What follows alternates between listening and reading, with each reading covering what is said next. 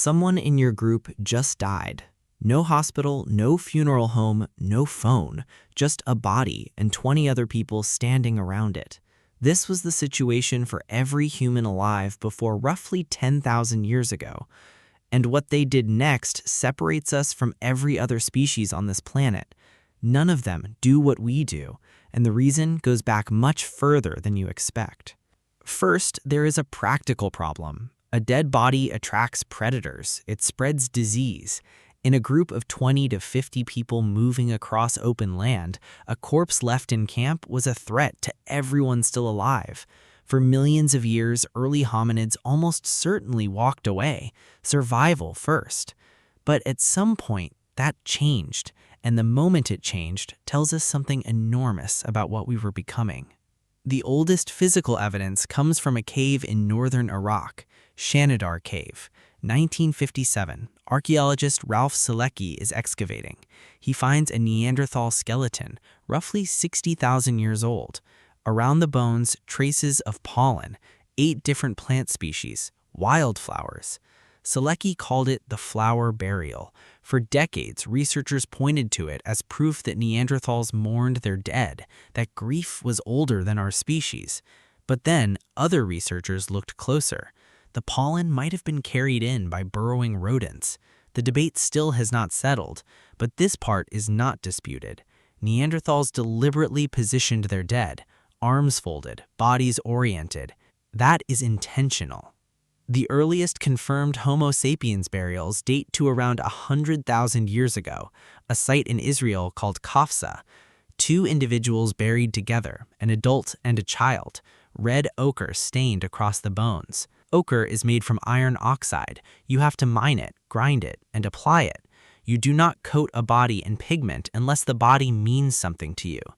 Alongside the bodies, cell shells from miles away, carved figurines, animal bones placed as offerings. By 40,000 years ago, burials are common across Europe and Asia. Bodies arranged in sleeping positions, jewelry, personal tools, carved art. The ritual is already complex, already recognizably human. Other animals grieve. Elephants return to the bones of their dead for years, touching them, going still. Chimpanzees carry the bodies of their infants for days after death. Crows hold gatherings around dead crows. They go quiet, then leave. The grief is real, but none of them bury. None mark the spot. None come back a year later to the same place.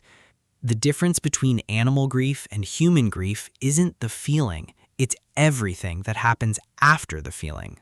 Hit subscribe and drop a like. We'll keep going. When you lose someone close, your cortisol spikes, your immune system weakens, sleep breaks down. In the ancient world, prolonged grief that isolated you got you killed. Mourning rituals exist, researchers now believe, partly as a biological regulation system. The group gathers, physical contact happens, stories get told, shared food, shared fire.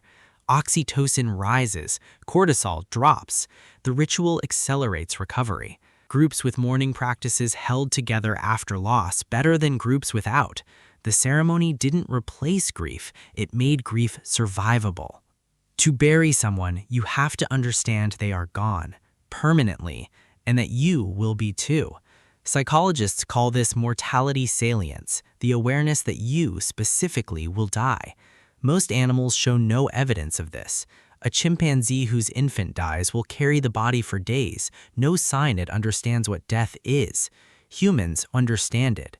Somewhere in our cognitive evolution, probably tied to the expansion of the prefrontal cortex that gave us language and long-term planning, we developed the ability to model our own non-existence, and that is terrifying. That terror is what drives almost everything that makes us human: religion, legacy, art, the need to matter to people who will outlive you. All of it runs on the same fuel. Think of burial as technology. When a group member dies, the social structure destabilizes, roles vanish, alliances shift, fear spreads. A ritual gives the group a script, something to do with the hands, a sequence that moves everyone from chaos back to order. Anthropologists have found burial sites on every inhabited continent, in every culture ever studied. separated by oceans, by tens of thousands of years. They all converge on the same basic acts: prepare the body, mark the place, gather, mourn together, and move forward. That convergence isn't coincidence, it's biology expressed through culture. Elephants feel loss, crows feel loss. They don't build tombs, they don't carve names, they don't tell stories about the dead for generations. Humans do all of those things because of one ability nothing else has. We can hold the past and the future in our minds at the same time. We can remember someone who is gone and imagine a world in which we are gone. That double awareness is what makes us build cemeteries, write eulogies, name children after grandparents. The ancient human standing over a body in a cave 60,000 years ago was running the same calculation you run at a funeral today. Same brain, same fear, same need. We don't know exactly when the first human knelt beside a body and decided it mattered.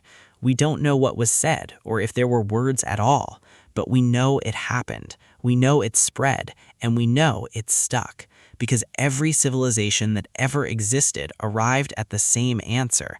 The dead deserve a place, and the living need a way to say goodbye. That instinct didn't come from culture. It came from something much older. And it's still running in you right now. Subscribe so you don't miss what's next.